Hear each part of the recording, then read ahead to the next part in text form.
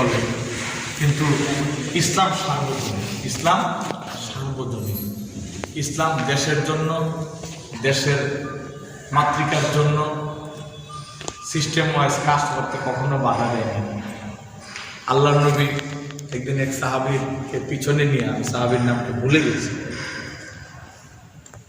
হাওদার মধ্যে চড়ে উনি হাঁটতেছে, চলতেছে।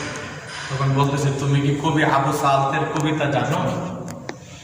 সে বলল, জি হুজুর, আমি আবু সাআলতের কবিতা জানি। তাহলে আবৃত্তি করি। তখন ওই সাহাবী কবি আবু সাআলতের কবিতা আবৃত্তি করলেন।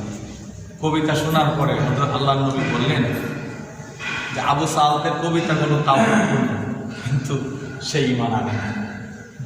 বুঝেন নাই কথা? সে কি করে না? তার কবিতাটা তাওহীদপন্থী, কিন্তু সে কি জানে না। তার একটা কারণ হলো, আবু সাআলত মনে করেছিল নবীজি তার বংশে জন্মগ্রহণ করবে। সেই ক্রুদে খুবে সে আল্লাহ নবী জন্মগ্রহণ করেছেন কুরাইশ বংশে, কিন্তু তার বংশে আবু সাআলত জন্মগ্রহণ করে নাই। তো এই জন্য সে ঈমান আনে না, কিন্তু তার কবিতাগুলো ওয়াহদানিয়াত পূর্ণ ছিল, তাওহীদের রসের ছোঁয়া ছিল। ইনশাল্লাহ আমরা আমাদের দেশের জন্য, আমাদের দেশ মাতৃকার জন্য দেশাত্মবোধক গান, কবিতা, গজল, কাওয়ালি যা হয় শরীয়তের দৃষ্টিতে যেগুলো জায়েজ পন্থায় আছে, আমরা সমস্তগুলো করতে পারবো। এটা কোনো বাধা নেই। ইসলাম কখনো আপনাকে এই বাধাটা দেয় না।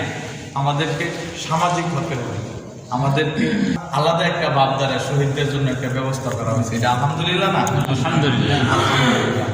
তো আমরা এইভাবেই আমাদের দেশের জন্য আমাদের সন্তানাদিকে দেশ সম্পর্কে জানাবো, স্বাধীনতা ইতিহাস সম্পর্কে জানবে, তারপর হলো বিজয় দিবস সম্পর্কে জানবে, আমাদের মাতৃভূমিতে যারা কবি ছিল, সাহিত্যিক ছিল, প্রত্যেকটা বিষয়ের মধ্যেই